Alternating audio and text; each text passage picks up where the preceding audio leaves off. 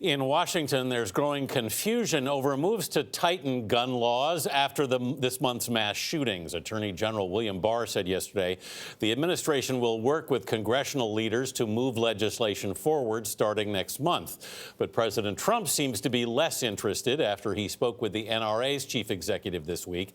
Weijia Jiang is at the White House. Weijia, how is the president responding to the criticism over his ambiguous stance on gun control? Oh, good morning, Anthony. President Trump insists his position has not changed, but it's hard to tell if that's true because he has yet to spell out exactly what that position is and how he plans to tackle gun control. Over the past several weeks, what the president says seems to depend on who he's talking to. We're working on background checks. There are things we can do.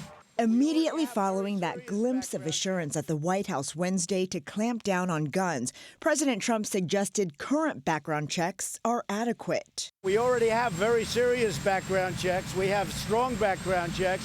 The clash adds to a string of confusing comments the president has made about how he plans to curb mass shootings. Less than 2 weeks ago, he called for meaningful background checks 17 times in the span of half an hour. We have to have meaningful background checks. I'm talking about meaningful. Add that word, meaningful background checks. Mr. Trump has never defined what he means by meaningful, but he has consistently brought up mental illness as the root of the problem. It's not the gun that pulls the trigger.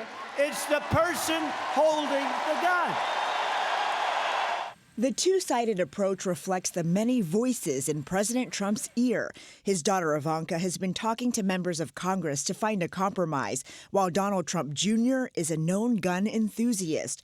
And then there's the NRA. A day after reportedly telling its CEO Wayne LaPierre universal background checks are off the table, Mr. Trump used an NRA talking point, warning of a slippery slope on gun regulations. And you know, we can't let that slope go so easy that we're talking about background checks, then all of a sudden we're talking about let's take everybody's gun away. President Trump's ambiguity leaves room for interpretation on both sides of the gun debate, and that makes passing legislation even trickier. The House Judiciary Committee is coming back early from its August recess to work on 3 separate gun bills. But, Gayle, without consistent pressure from the president, it's a tough sell for Republicans.